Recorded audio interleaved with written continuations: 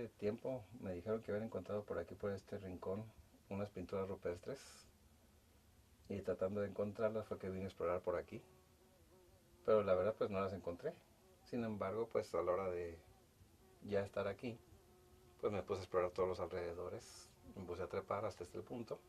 Y fue que di con este lugar.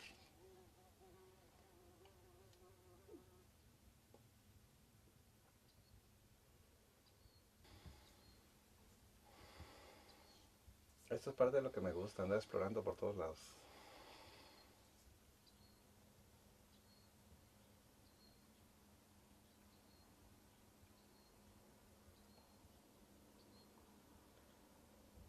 Pues en lo que a mí respecta, siempre siento una gran satisfacción de aprender cosas nuevas.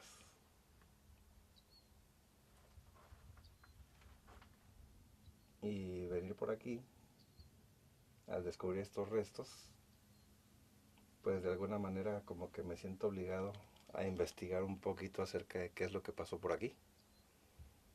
Y al investigar, pues es cuando más aprendes.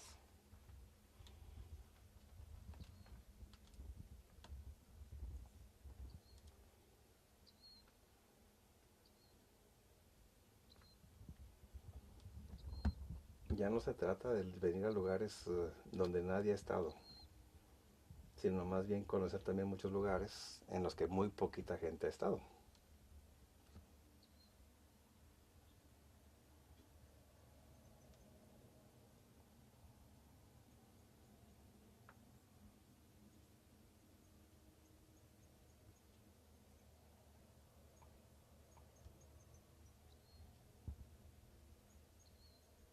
Porque otra satisfacción, aparte de aprender, pues es ir descubriendo lugares que han sido poco afectados por la mano del hombre. Y el desierto la verdad es que está lleno de esos lugares.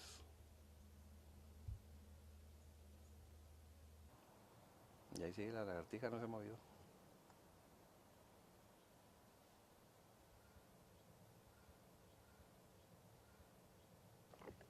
Bueno, aquí vamos a tener que agarrar al revés.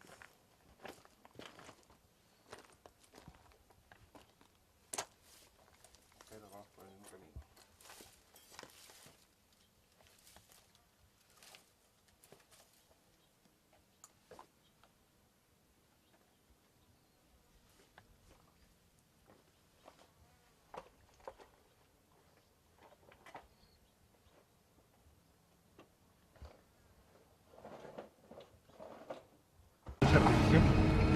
Ujú. La temperatura. Ajá, exacto, güey.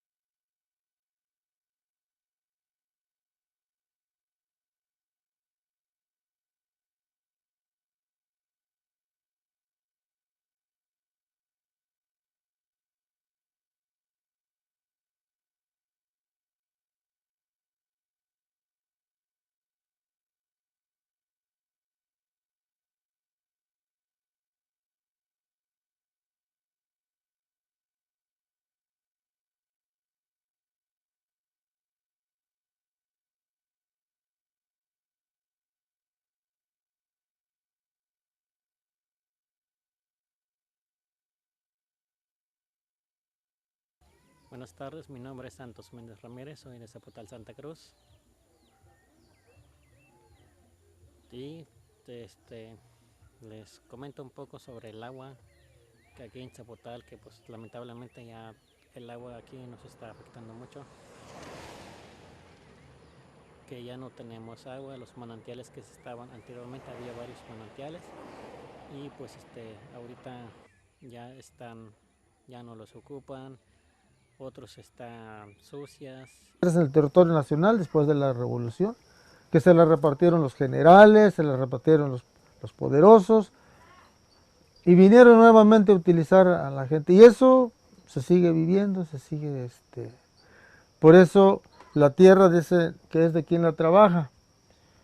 Pero hay una trampa, les digo, porque la tierra, se supone que la tierra es un derecho, es un poder que se tiene, que no se puede transportar. Yo no puedo decir que esta tierra es mía porque no me la puedo llevar, solamente estoy disfrutando de la posesión que tengo sobre ella.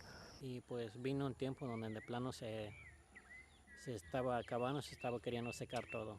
Y todo eso fue por cuestión de que empezaron a meter los dinamitas a la tierra. Cuando empezaron a meter, hace como 5 años aproximadamente, empezaron a fracturar la tierra.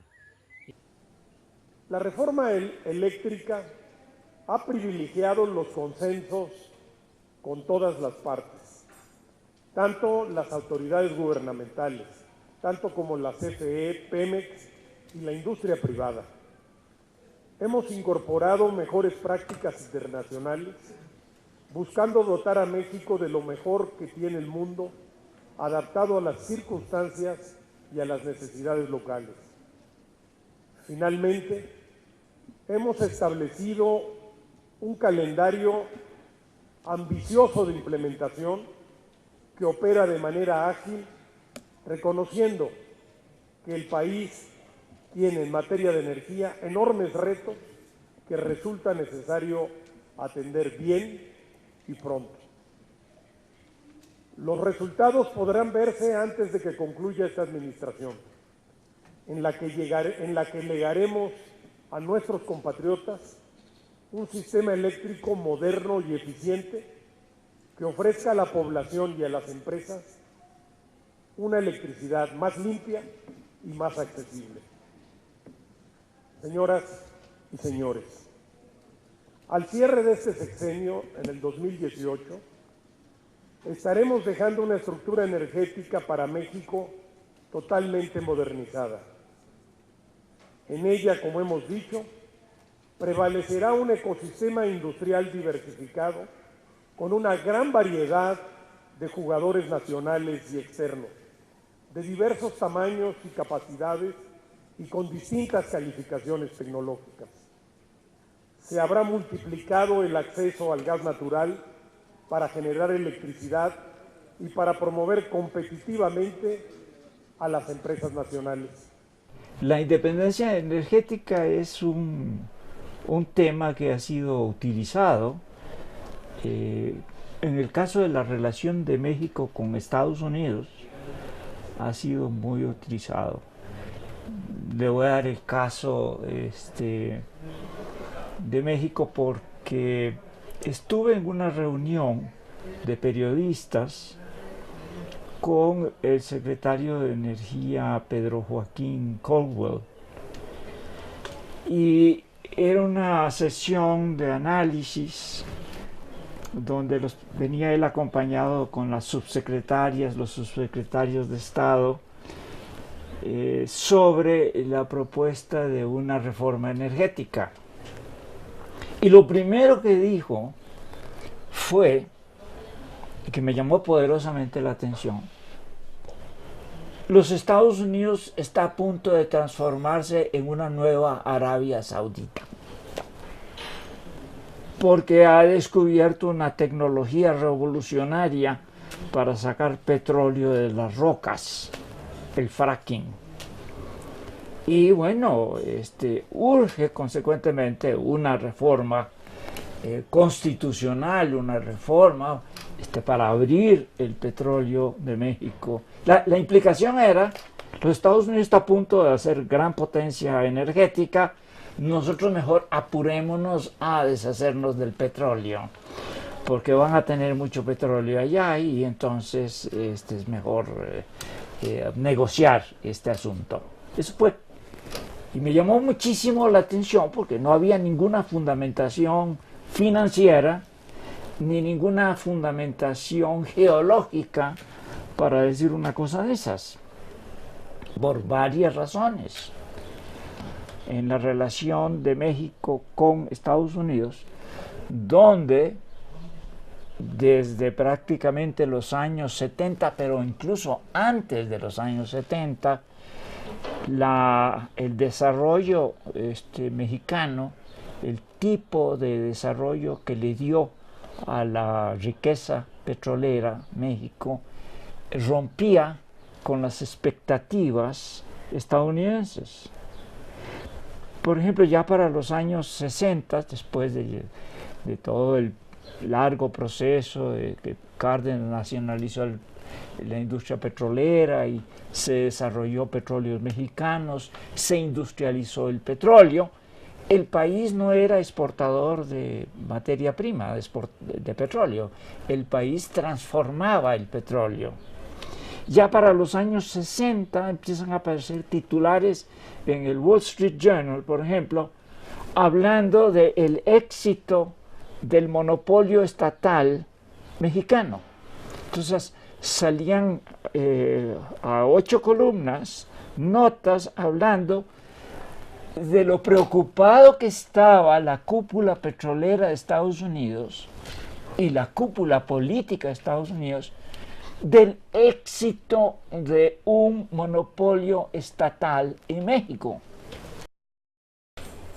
En ese sentido, México era un chico malo de la película porque estaba industrializando el petróleo, porque estaba desviando el petróleo desde la perspectiva estadounidense, que debería ser exportado a los países capitalistas centrales. Pues eso fue lo que vino a hacer Estados Unidos inmediatamente después del fin de la Segunda Guerra Mundial, en 1945, en Chapultepec, en lo que se llama la reunión de Chapultepec, donde Estados Unidos vino a explicarle a América Latina que América Latina era parte de los países que iba a suministrar materia prima a las naciones desarrolladas como Estados Unidos y las que estaban en reconstrucción como era Europa y Japón. Y en ese momento la élite mexicana, pero sobre todo líderes sindicales mexicanos, estoy pensando en Vicente Lombardo Toledano, decía Lombardo Toledano, de ninguna manera, nosotros no aceptamos eso porque afecta a la generación de empleo acá, porque afecta a los trabajadores mexicanos y porque nosotros somos los dueños del petróleo constitucionalmente, que es el legado de Cárdenas. Hay proyectos definidos de dos fuerzas, de las tres que mencionas. Pemex tiene un proyecto definido desde hace más de 100 años, 200 años, ¿no? Y han sido muy hábiles en establecer sus planes de acción, sus planes de penetración más que nada. Los partidos políticos o las personas dominantes que están en el país y que tienen todo este control también tienen proyectos muy definidos a largo plazo, ¿sí? De los cuales les ha ido funcionando muy metódicamente de acuerdo a sus planes. La peor parte la lleva el pueblo, porque el pueblo está sintiendo verdaderamente la acción conjunta de Pemex y del gobierno de los partidos políticos en cómo dispersar la organización social del pueblo y penetrando en el pensamiento a través de la información masiva, que es la televisión, el radio, los periódicos. Le han hecho creer a la mayoría del pueblo que ya no hay remedio de la situación que se está viviendo. Y eso desinhibe a que algunas gentes, todavía como nosotros a veces nos decimos, bueno, ¿y ahora qué hacemos? si ya hablamos con el vecino, hablamos con el compañero, que en un momento creímos que estábamos juntos, pero vemos que ya no es tanto así. Entonces es muy compleja la situación y la verdad, reconstruir esto, pues van a venir generaciones muy difíciles, situaciones muy difíciles. Es lo que pienso, es lo que creo yo que es como lo que estamos viviendo. Pues el único beneficio es de que pues, nos han metido los caminos, nada más por eso. Para trasladarse a Poza Rica, para trasladarse a Papantla, a Martínez de la Torre, para ir a comprar lo que necesitamos aquí del campo, nada más eso. Pero lo demás, pues nos está dañando y nos va a seguir dañando. A ver, ahora hasta se quiere adueñar hasta del agua el presidente de la República. A ver, ¿qué vamos a tomar al rato? ¿Qué vamos a hacer? Nos va a quitar los arroyos, nos va a quitar los manantiales, nos va a quitar hasta el río que pasa aquí en el Remolino, así como se lo van a llevar para Monterrey. ¿Qué vamos a comer de pescados acá nosotros? ¿A dónde está? A ver, nos va a quitar la naturaleza de nosotros. Ya no vamos a poder ni bañar.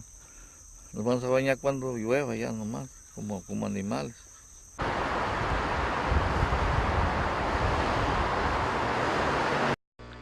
Es que retoma palabra por palabra el texto del artículo 27 constitucional del presidente Lázaro Cárdenas. Mensaje a la nación. La actitud asumida por las compañías petroleras, negándose a obedecer el mandato de la Justicia Nacional, que por conducto de la Suprema Corte las condenó en todas sus partes a pagar a sus obreros el monto de la demanda económica que las propias empresas llevaron ante los tribunales judiciales por inconformidad con las resoluciones de los tribunales del trabajo. De reforma a los artículos 27 y 28 de la Constitución, que confirma la propiedad de la nación sobre los hidrocarburos y permite al país aprovechar sus abundantes recursos energéticos bajo la estricta rectoría del Estado. El petróleo y los demás hidrocarburos continuarán como patrimonio exclusivo de la nación. Los mexicanos seguiremos siendo los únicos dueños de la renta petrolera.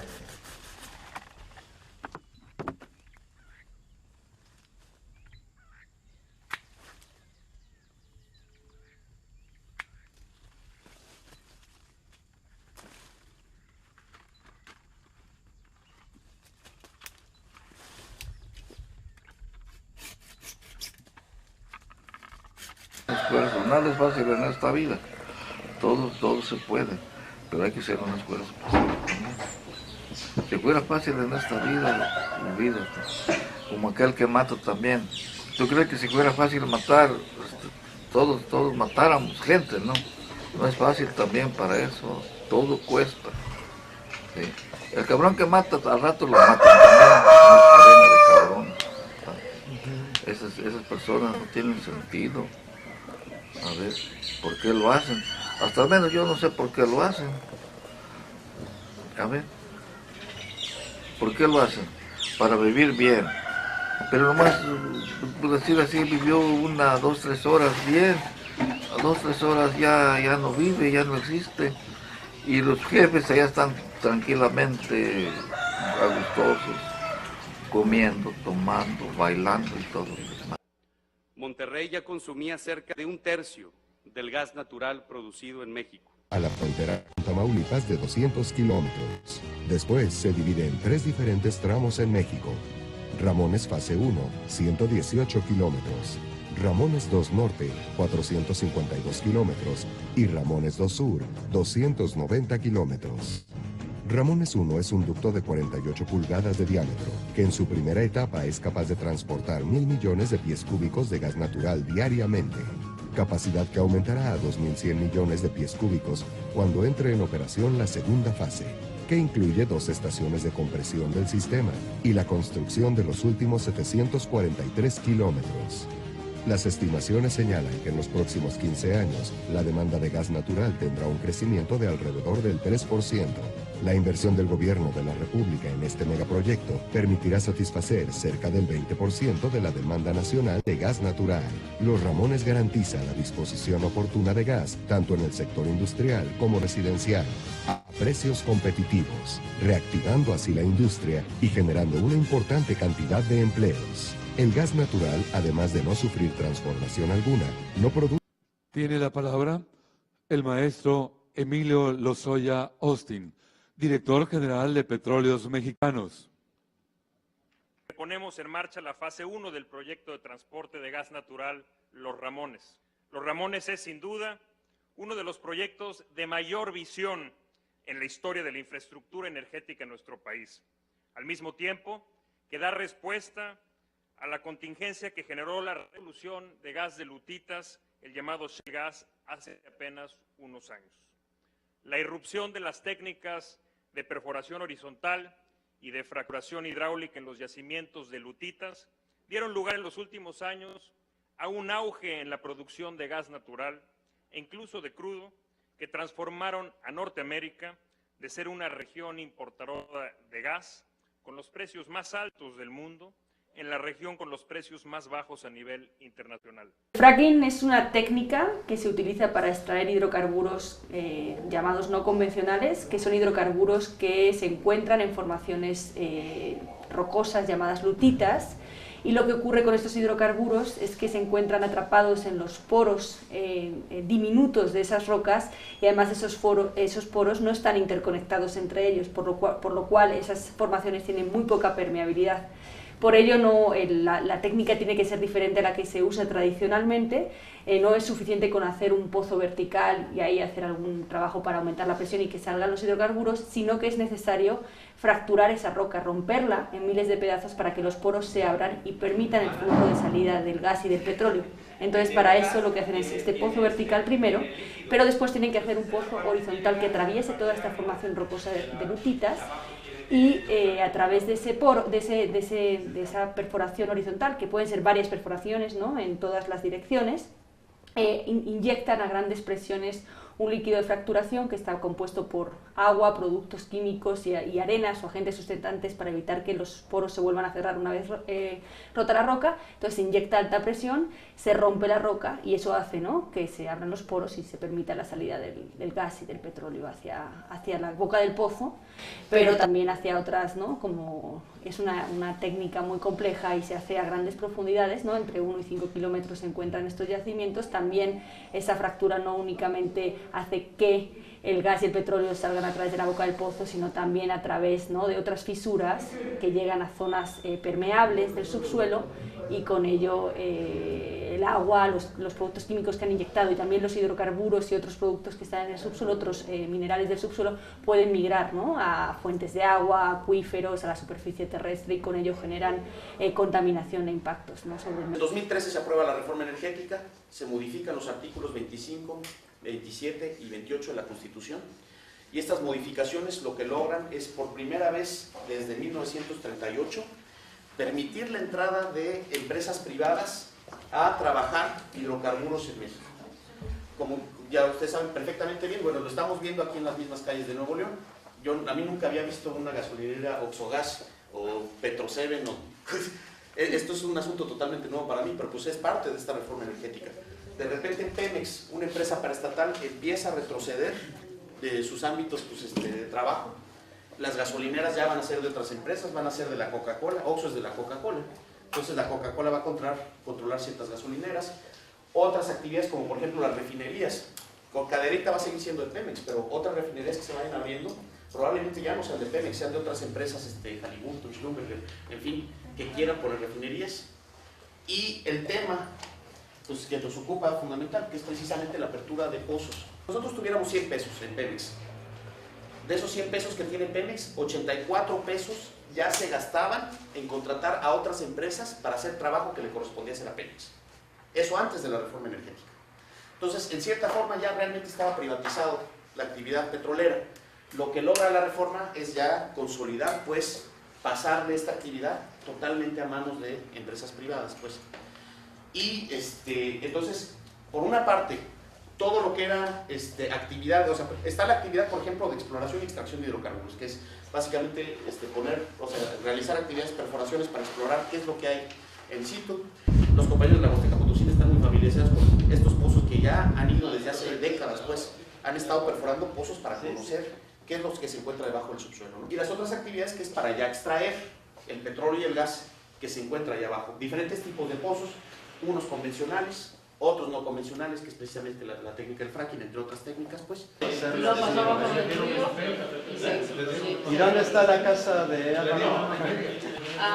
Por Pichorca no pasa por Tenecio, un poco por Carpilla. Donde Matlapa, Tenecio, Carpilla. Con eso están vendiendo una parte, pues no nada más pequeña parte, sino que se está vendiendo a la misma familia, a la propia familia, porque son los que van a sufrir las consecuencias. De aguas, y que no se apruebe la privatización de nuestras aguas. Esto se va a entregar ahorita, pero no sé, bueno, y la comida se va a hacer allá en el seminario. Ya entregamos ¿Lo podrías arreglar? Bueno, sí se... ¿El Coronel José Castillo? ¿Cuál en específico? Esa de Coronel José Castillo. Bueno, pues son los 7 barrios. Es que los 7 en barrios. su diagnóstico pues plantearon las propuestas, ¿no? Foxtla y no más. Digamos, son las comunidades con las que nosotros como organización hemos apoyado de acuerdo a la ley indígena la elaboración de sus planes de desarrollo. Entonces, a lo mejor algún técnico que nos ayude ahí a mí me dijeron los del sol siempre hay. O sea, aunque no lo veamos, aunque esté nublado, el rayo del sol llega, débil, pero llega. No te carga a lo mejor un 100%. Dice por escrito mediante un oficio donde tengo la copia firmada recibida. ¿Indepi o CDI? Indepi. Fui a solicitarle que me diera la lista de las comunidades que tienen registradas como indígenas. Por eso ahorita aprovecho para preguntarle a ustedes, o a usted, Maximino, si la Trinidad está registrada como indígena. Sí. Perfecto. Ya tenemos un presupuesto, más no un proyecto. Ya.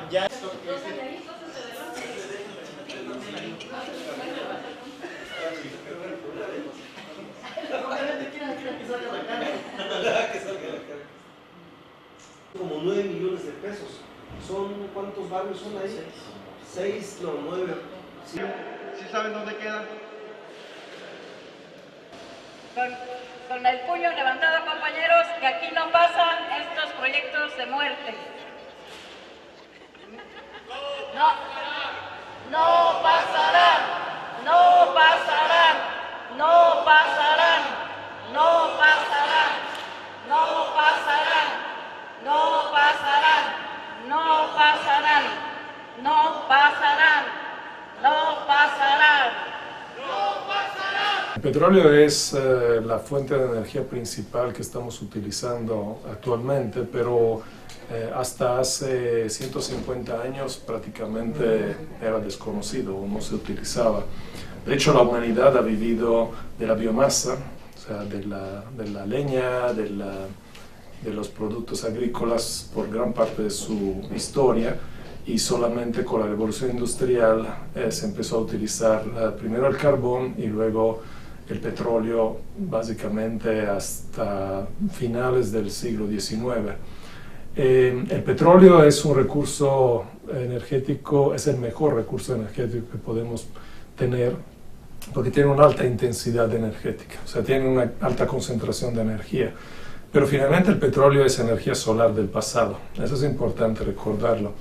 El petróleo se forma a través de la descomposición de restos orgánicos de plantas, de microorganismos marinos principalmente, que son sepultados. Entonces aumenta la presión y la temperatura, y a través de muchos cientos de miles de años, de millones de años, se forma una sustancia que es el petróleo, que es energía química concentrada. Entonces es un regalo de la naturaleza, pero es como una herencia geológica que tenemos solo una vez. Es un recurso finito. En la actualidad el petróleo se cotiza entre 45 y 60 dólares barril, o sea, está fuera de mercado ese tipo de petróleo. En México se hablaba sobre todo de gas, porque realmente la mayor parte del no convencional del shale tiene gas más que petróleo. Hay un par de prospectos de petróleo que está estudiando el IMP, de hecho, pero la mayoría es gas. El gas está muy barato, en Estados Unidos está en 2.5, 3 dólares. Entonces, eso no se puede sacar con ganancia en México. Incluso en Estados Unidos se dice que es un esquema Ponzi, es una burbuja esto. O sea, inicialmente se vendió como una nueva revolución energética que iba a hacer independiente Estados Unidos de la importación de petróleo. Nunca fue así. Estados Unidos sigue importando 6 millones de barriles diarios, o sea, porque consuma 19, digamos. Pero sí ha reducido su dependencia.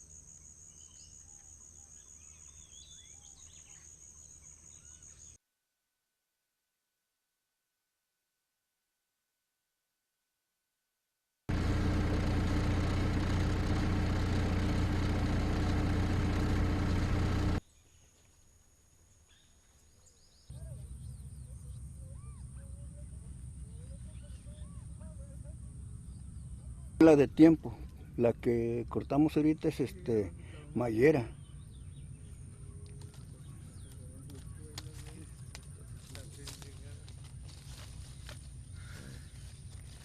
Les han venido a decir... Hasta ahorita no. Ahora, ellos entran a su... Es como si entraran a su casa y le ponen un pozo en medio de su... Llegan y abren. Y pues sí, a veces llegan a reconocer algo de las plantas, por ejemplo, como tenemos. Si tiene naranjo, ¿se lo tumban? ¿Le han tumbado sembradío? Sí, hay partes que sí, pero pues lo paga, pero muy barato. Pero pues uno conforme. Con que lo reconozcan uno, pues algo. Como aquí se me secó esas matas, 2 matas de limón. Estaba derramando aquí el pozo Y lo reporté y sí, pues me dieron ahí unos 3,000 pesos. Y el reporte iba uno a cobrar y ya. ¿Cuánto cuesta su planta ya esta? Pues la verdad la planta sí sale, cuesta algo porque pues eso no nada más un año va a producir. ¿Y no es el costo de la planta? No, pues cuando, imagínese que dure unos 30, 40 años. Cortándole cada año, porque sí cada año, pero el limón no, cada 3 meses, porque tiene varias flores, y la naranja es cada año, Okay. Como les digo, ya Pemex ya no se le puede hacer nada. Y es lo que yo también le dije aquí al consejo, digo yo, es por demás, porque yo traté de ver eso con Pemex. Y pues no, nunca. Pues como dice uno, es dueño de la plataforma, pero de donde llega la plataforma para adelante ya no. Yo pienso que va a ser mucho más caro aquí que en Estados Unidos. Y si allá fue realmente un poco exitoso desde el punto de vista económico, digamos de mediano a largo plazo, aquí no sé cómo va a ser redituable. O sea, además es una apuesta de corto plazo, o sea, es muy caro y va a durar unos cuantos años, como en Estados Unidos. Y ahorita se están haciendo grandes inversiones, por ejemplo, en nuevos gasoductos que van de Texas a México, fue más bien, yo creo, una cuestión de propaganda. Como se veía que en Estados Unidos estaba creciendo mucho esa producción, sin ver lo que estaba atrás, ¿no? Un gran flujo de capitales que buscaban un rendimiento alto, pero en sí no es un negocio muy rentable. Hay intereses de por medio, digo, no todos pierden, o sea, algunos siempre ganan, algunos bancos ganan, toda la gente que se dedica, las empresas que se dedican a construir ductos, que son extranjeros, porque estos ductos, por ejemplo, está construyendo TransCanada o otras compañías extranjeras. Toda la industria de servicio de la perforación, Schlumberger, Halliburton, Euker Bakes, todas esas compañías, pues ellos más perforan, más ganan. No importa que eso sea negocio para el país, ¿no?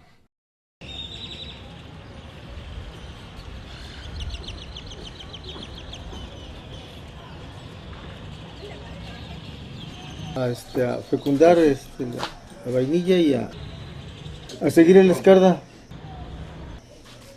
Seguir escardando. Ahí hay pan, mira, pancito para que esté.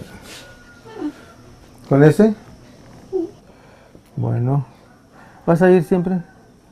¿Al rato? ¿Sí le avisaste a Héctor si va a ir con nosotros? ¿No? ¿No hablaste con él? No. Ahorita le voy a mandar un mensaje a ver si va para que me ayude porque hay demasiada flor ahorita. Acá. Ella nunca se queda.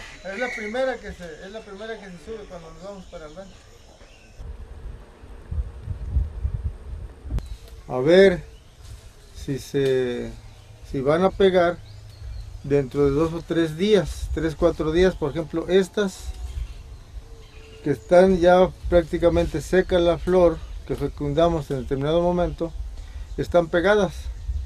Estas ya prometen seguridad en que va a amarrar y van a crecer las vainas hasta determinado tamaño de 18, 20, 15 centímetros según. Si se llega a caer la flor que estamos ahorita polinizando, si se desprende de este ejote, automáticamente esa no va a servir, no va a tener desarrollo. Entonces tenemos que cuidar eso y que quede bien polinizado para que se vaya quedando. Por ejemplo, estas vainas ya están prometiendo que van a crecer en un momento. Ya, papito. ¿Sí? Acá está una. Bueno, estas ya prometen seguridad en que se van a quedar.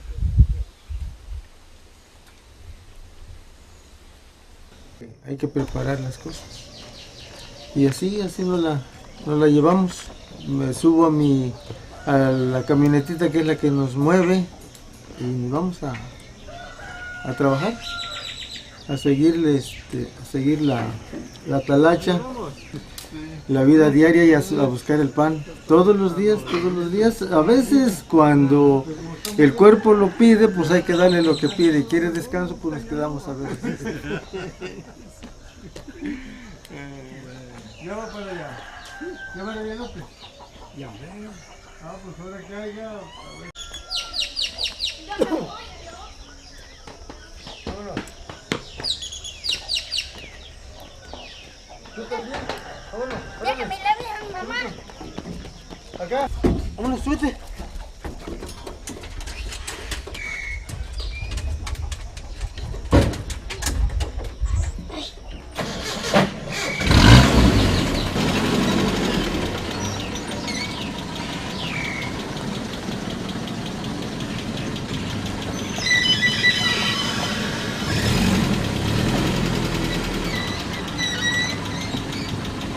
O sea, tratamos de que este espacio de tierra se convierta en un bosque alimenticio.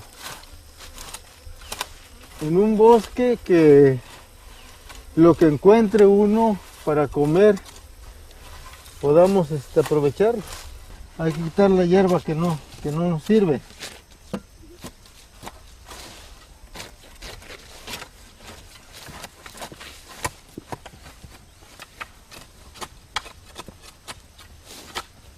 Es la fuente de la vida. Para mí es la fuente de vida. Es la que me da la oportunidad pues ahora sí, de vivir, de tener una satisfacción, de cuidarla. Por ejemplo, aquí nosotros, yo tengo aproximadamente pues como 30 años que tomé posesión de este pedacito. Una vez me dice un señor de ahí de Papantla, dice, mira Dionisio, dice, cuando en tu tierra, dice, la hierba crezca rápido y se vaya rapidito, dice, dale gracias a Dios, dice, porque esa tierra está rica, está buena, dice, porque el monte crece rápido y todo lo que siembres se va a dar. No tiene más de un mes que le dimos una limpia y ya se puede ver cómo está otra vez ya el monte. O sea, se va rapidito. Y así mismo crecen estas matas de tomate. Mira, aquí está el tomate que nos vamos a hacer unas enchiladitas con acollo, con cualquier matas de chile. Mira, por ejemplo, estas matas de chile que hay que cuidarlas, por eso no le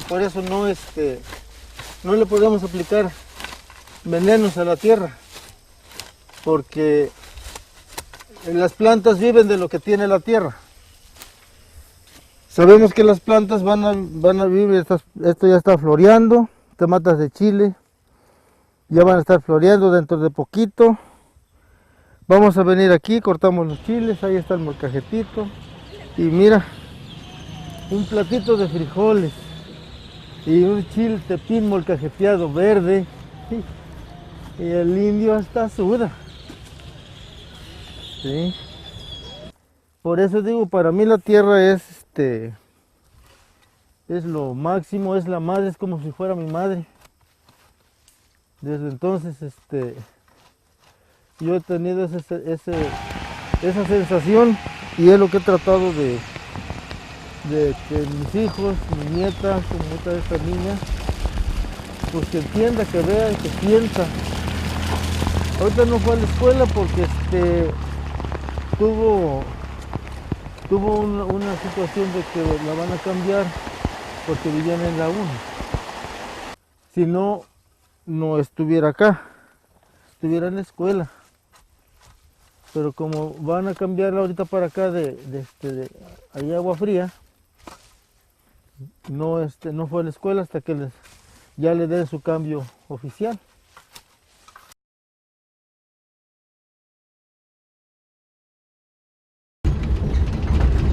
Nací acá,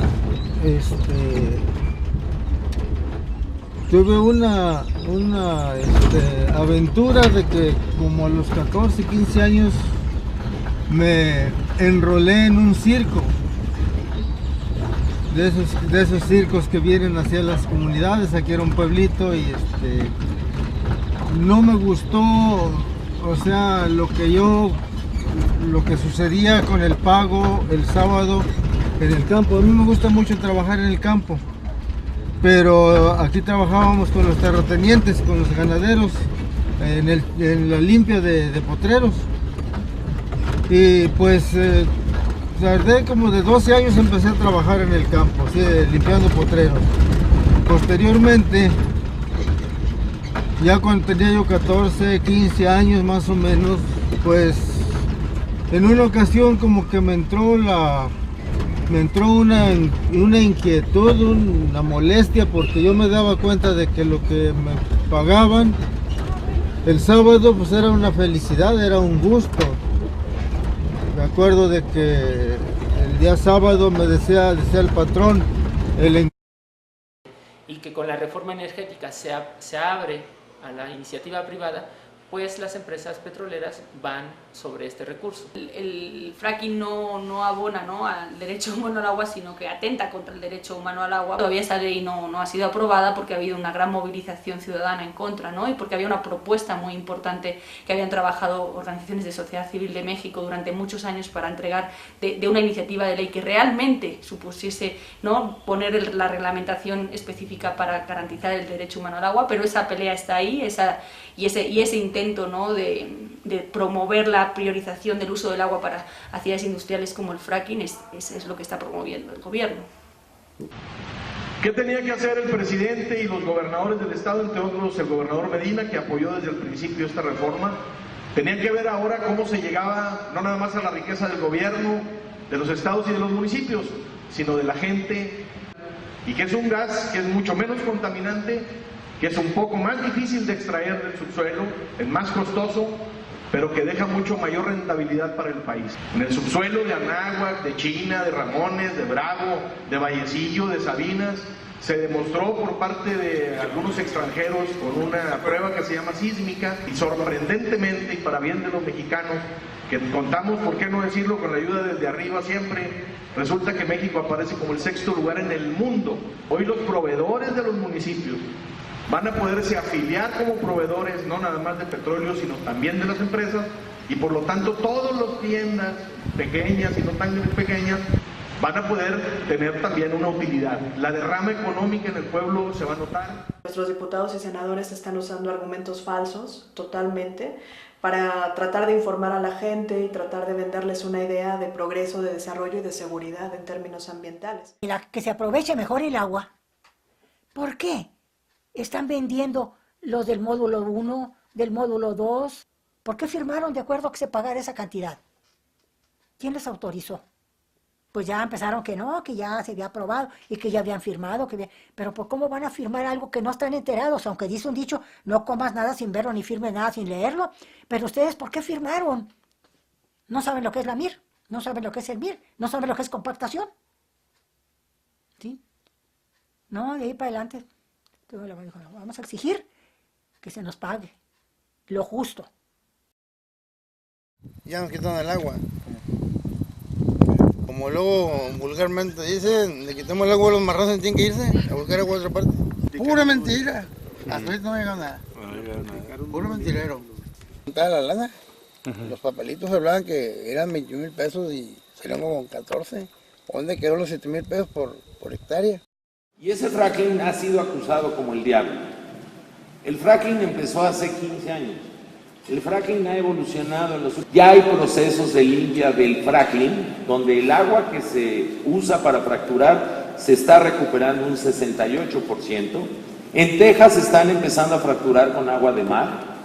Se producen millones de litros de agua de retorno que no puede ser tratada y cuyo almacenamiento es peligroso y causa sismos. Llegue el sector privado, público, Pemex o CFE, dice, oye, te compro tu terreno, dame permiso para entrar y hacer fracking.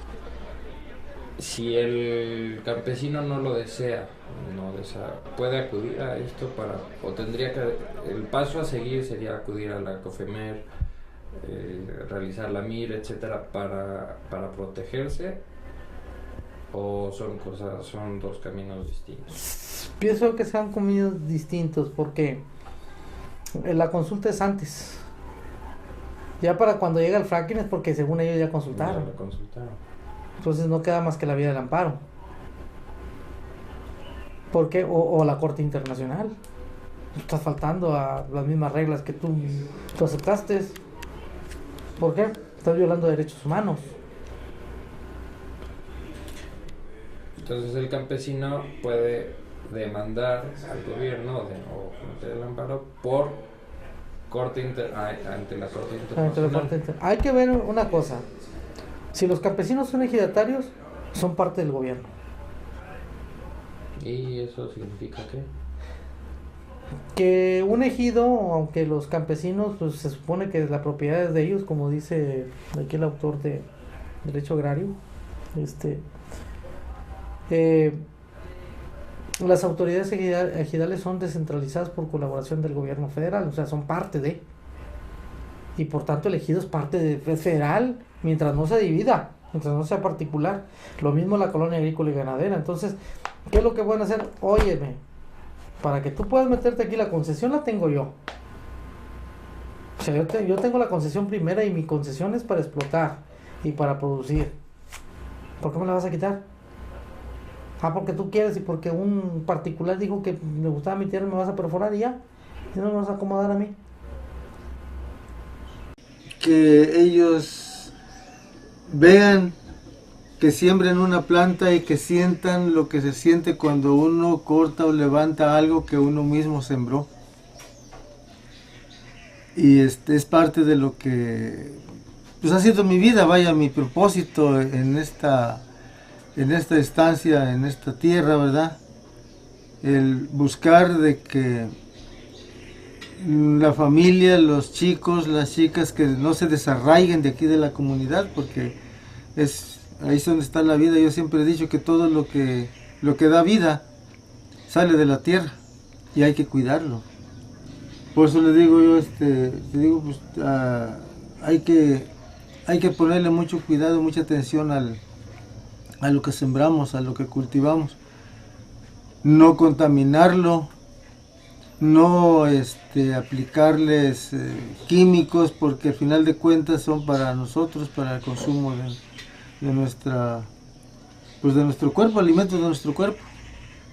Incluso pues hay etapas que sí se pone la cosa difícil, porque del campo no podemos subsistir plenamente, porque hay muchas cosas que las necesitamos de otro lado. Por eso nos vamos un rato a veces a la parcela y luego nos venimos a hacer otras actividades por acá. Todo de este lugar, todo de aquello donde que mencionaron, que de toda la Huasteca, Nochitlahuaque, Samayuclejelis, Amatiquita Tipiaca, quizá, Amuchihuilla cuenta, pero Musla, Huepla, la Monemacase, Nica de Pueblo, Quilitla, que Chano, que Ixtoca, Nupatomi. Desde el Jobo, Quilitla, San Luis Potosí, no al Monterrey 6, no al Franklin. Y ese fracking ha sido acusado como el diablo. Supone la utilización de productos químicos de alta toxicidad adicionados al agua para la fracturación. En el caso de gas natural, la producción aumentaría de 5.700 millones de pies cúbicos diarios que se producen actualmente a 8.000 millones hacia el año 2018. Es muy arriesgado hacer esas afirmaciones. Yo sé que hay se manejan estas cifras, pero no es con el petróleo, el gas convencional, el gas de lutita. No hay una certificación de las reservas, son un recurso prospectivo, como se llama. Y son estimaciones que han variado muchísimo. Hay que decir que en Estados Unidos, donde más se ha estudiado y donde más se ha explotado la reserva de gas y petróleo de lutita, las estimaciones iniciales han sido revisadas a la baja muchísimo. Incluso en algunos casos de manera exagerada, no exagerada, o sea, de manera muy, muy grande, como en California. La formación Monterrey, por ejemplo, el año pasado la misma Agencia de Información Energética de Estados Unidos rebajó las reservas del 96%. O sea, en 2011 habían dicho que había, no me acuerdo si 12.500 millones de barriles de petróleo equivalente, pero era un estudio muy preliminar que había encargado a un despacho no tan prestigiado. Y el año pasado tuvo que admitir que realmente lo que era recuperable era solamente un pequeño porcentaje de lo que había dicho. Mismas reducciones ha habido para el gas shale de Polonia, el Play Marcellus, que está en Pensilvania, Ohio, etc. O sea, en general, al principio se hacen estimaciones muy optimistas, pero a la hora de empezar a perforar se dan cuenta que es mucho menor. Es un petróleo y un gas distinto del petróleo convencional, hay que recordarlo, ¿no? O sea, los yacimientos que hemos explotado hasta ahora del Medio Oriente, de todo el mundo, digamos, incluyendo México, Cantarell, etc., lo que llamamos petróleo y gas convencionales, son grandes cantidades acumuladas en rocas permeables. Entonces, con unos cuantos pozos se puede sacar grandes cantidades, porque el hidrocarburo fluye libremente. En el caso del shale, es lo que queda. Son gotas de petróleo atrapadas en una formación que es impermeable. Entonces, ahí, hasta no perforar y no fracturar con el fracking, con la fractura hidráulica, no podemos saber realmente qué tanto podemos recuperar. De todas formas, siempre se recuperan 1 o 2 órdenes de magnitud menos que en el petróleo convencional. Estamos hablando de algunos cientos de barriles diarios, en el caso del petróleo, a veces hasta menos. Cuando en el petróleo convencional estamos hablando de miles o decenas de miles de barriles diarios. Esta reforma representa una de las más grandes oportunidades para México. Se habrán de crear cientos de miles de nuevos El empleos. fracking requiere un volumen de agua de 100.000 metros cúbicos por pozo. Eso representa 1,5 millones de hectáreas para la agricultura. ¿Ya hay procesos de limpia del fracking? No se puede utilizar agua contaminada así como así, porque eso tiene por ejemplo, un agua contaminada, un cuerpo de agua como un río contaminado, puede tener 1000 sustancias químicas disueltas, pero también tiene bacterias y tiene hongos. O sea, si nosotros nos pusiéramos en el lugar de ellos, esto no les va a resolver el problema. Y nosotros no tomaríamos, nos bañaríamos con agua de lluvia. Yo lo que quiero en lo personal es hacer proyectos verdaderos que de verdad le beneficien a la gente. Así como se vayan ustedes, nos bañamos nosotros, queremos que también se vayan allá con agua limpia, agua no sé, de nacimiento, no sé de dónde lo vayan a hacer esto. Privatización del agua, que es lo que pretenden hacer en el agua. Si se hubiera ido a dominio pleno a la colonia, lo primero que hubieran hecho es privatizar el agua. ¿Sí? O sea, que fueran organismos privados los que nos la vendieran. ¿A qué precio? Y lo teníamos que comprar. Definitivamente, eso es lo que está ocasionando de que muchas empresas incluso se están posicionando de algunos mantos. Aquí, por ejemplo, hubo un tiempo, ese arroyito que tenemos aquí al lado, hay temporadas cuando se planta una seca muy fuerte que sí llega a tener algunas partes cortadas. Mas, sin embargo, hubo un tiempo donde vienen pipas grandes de Pemex que se llevan el agua. Entonces nosotros con una voz muy débil estuvimos haciendo algunas protestas, incluso fuimos aquí a Poza Rica a la empresa, y lo que hicieron es mandar unas pipas para distribuir agua aquí en el pueblo, o sea que muy tranquilamente con eso nos quisieron tranquilizar. Mucha gente, como nada más ve la necesidad muy en cortito, pues con eso ya se queda tranquilo. Y si uno, oye, ¿sabes qué? No, espérate, ya no se estés alborotando, ¿no? Entonces, hay ese problema de que yo tengo entendido a mi corto entendimiento de que ese sistema del fracking requiere un potencial muy grande de agua. Entonces, ahorita a lo mejor no lo sentimos porque yo tengo entendido que sí se han hecho aquí algunas prácticas de fracking en el municipio de Venustiano Carranza. No es público, pues, nadie se da cuenta, menos las autoridades, no lo mencionan. Pero pues estoy convencido de que a futuro sí va a haber un problema muy grave en escasez del agua, porque esa actividad abajo de la tierra tengo entendido que rompe con las capas tectónicas que están ahí, y desde luego que hay mantos, aquí en Venustiano Carranza, el agua está muy superficial, está cuando mucho, hay partes cuando mucho, muy honda, está a 5 o 6 metros, 6, 7 metros. Hay otras partes que a lo mejor puede estar hasta 10, pero no pasa de allí para abajo, no hay. Entonces, al romper más abajo, esa agua se va a fluir y vamos a tener más problemas graves, pero pues ¿a quién le demandamos? ¿A quién decimos esto, no? ¿Les han venido a informar respecto a los planes de proyección de explotación?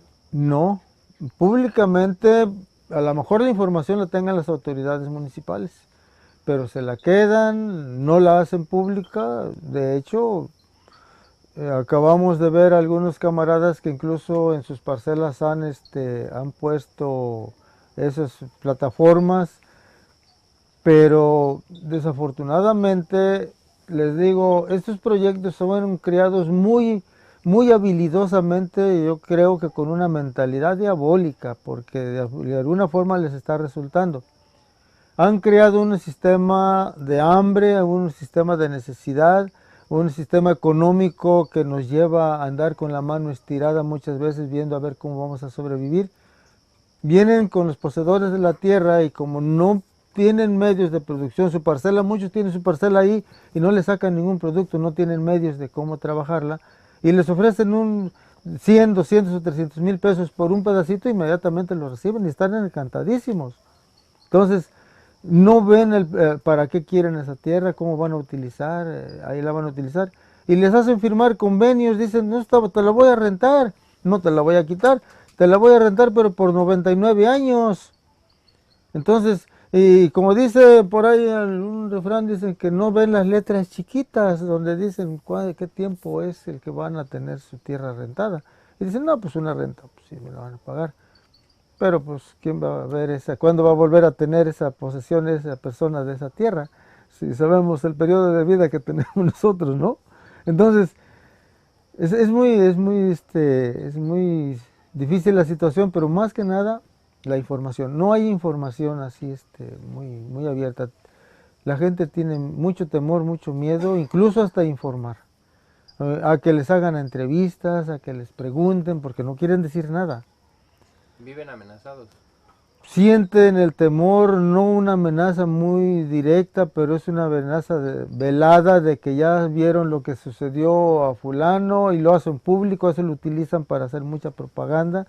Entonces, claro, utilizan la televisión, el radio, los periódicos, y luego dicen, no, si ves lo que le pasó a fulano, dice, por esto y por esto otro, así es que mira, mejor cállate, no digas nada. Entonces,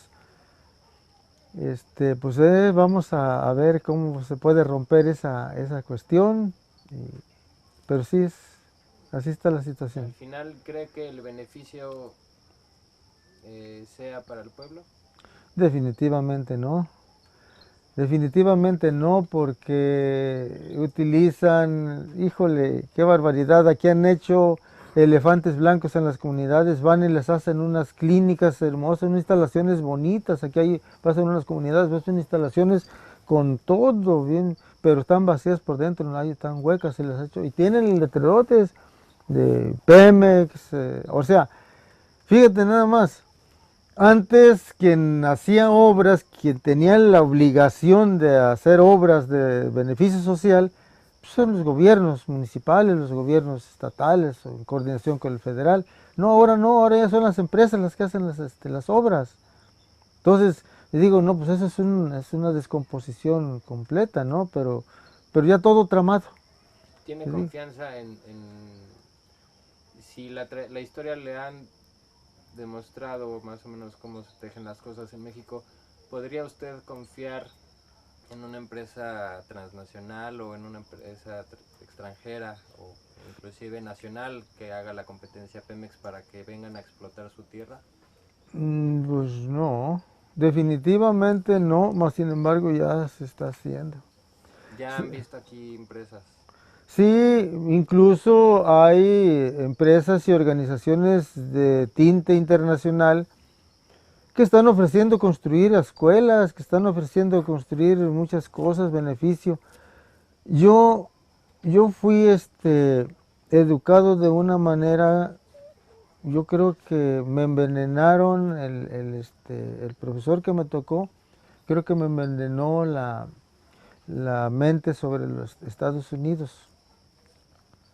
Esos profesores desde esa época nos manejaban, nos platicaban la historia del robo que hicieron del territorio nacional, de todas esas cuestiones que que ahorita ya no las dicen en las escuelas. Y entonces, desde entonces, digo yo, ¿cómo es posible que yo vaya a tener hijos o yo vaya a dar mi fuerza de trabajo a Estados Unidos? Cuando aquí es donde está la vida. Y nunca he estado de la idea de trabajar con personas así mas sin embargo, he tenido que hacerlo. ¿Por qué? Porque ahorita les digo, estoy trabajando con un proyecto en la producción de vainilla. Y me guste o no me guste, quienes están manejando y operando eso, son gentes, aunque nacidas en el país de México, pero vienen de descendencia de otro país, o sea, con ideas de otro país, y digo, entonces, ¿qué hacer, no? ¿Hay que defender las raíces? Definitivamente hay que defenderlas, utilizarnos. Yo digo que la palabra utilización es necesaria en todos los niveles. Y cuando me dice alguien, no, es que fulano nada más te utilizó, digo, pues fíjate qué bueno porque fui útil. En bien o en mal, entonces yo tengo que buscar la forma en qué voy a ser útil. En beneficio de mi tierra, de mi patrimonio, de mi país, de mi familia, o en beneficio de qué. Pues desgraciado el que no es utilizado porque ese es inútil, ¿no? Entonces, tenemos que buscar los medios, cómo defender y seguir luchando para rescatar Pues tal vez no todo, porque tenemos que evolucionar, quierase o no, se tiene que ir evolucionando. Ya no podemos seguir nada más con la tarpalita solamente en algunos lugares. Acá es muy necesario porque no puedo meter ahí un tractor a donde tengo mi parcela, donde tengo mi terrenito. No puedo meter, si acaso, un arado de tiro porque pues es muy pequeño, ¿no? Entonces, pero sí hace falta que se impulse esa situación para que la gente aprenda a cultivar sus propios alimentos sin necesidad de químicos. Y yo creo que esa es una lucha muy interesante e importante que se debe de dar. Lo que me duele es que esa lucha que yo quiero y que necesito, la estoy yo recibiendo de gentes que vienen de descendencia extranjera. Pero bueno, lo tengo que utilizar también, ¿no? Porque es en mi propio beneficio y sé qué es lo que necesitamos hacer. Entonces, ¿por qué? Porque gente de nuestro país están metidas en otra dinámica. ¿Seguirá defendiendo su tierra? Definitivamente, con uña y dientes. Sí. Con uña y dientes hasta donde se pueda y aliarme con quien sea que haya que hacer eso, definitivamente. ¿Defendería mi tierra? Sí.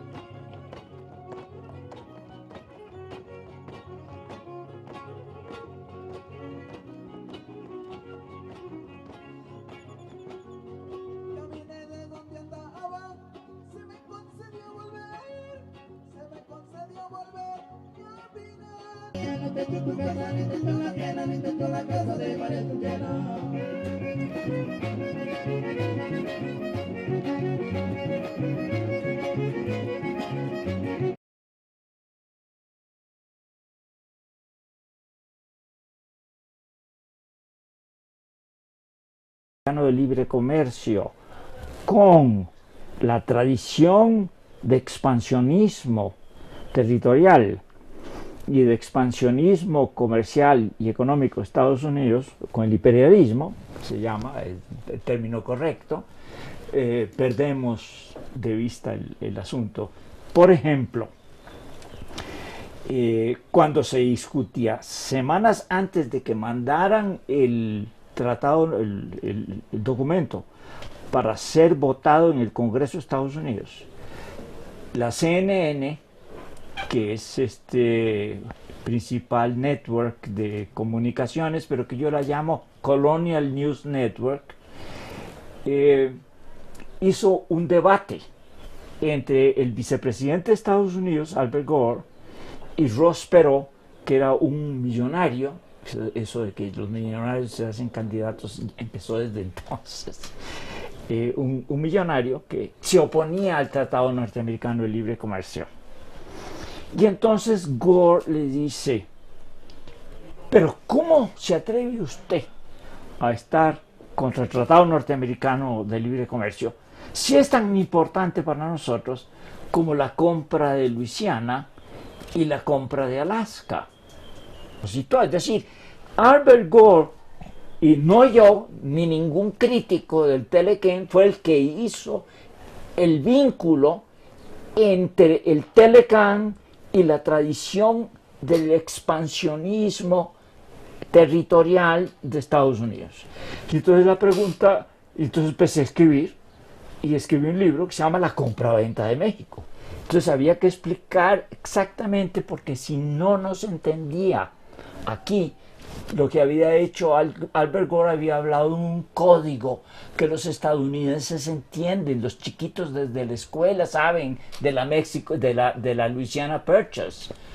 Pero es como si yo fuera a Estados Unidos a hablar de la guerra de los pasteles.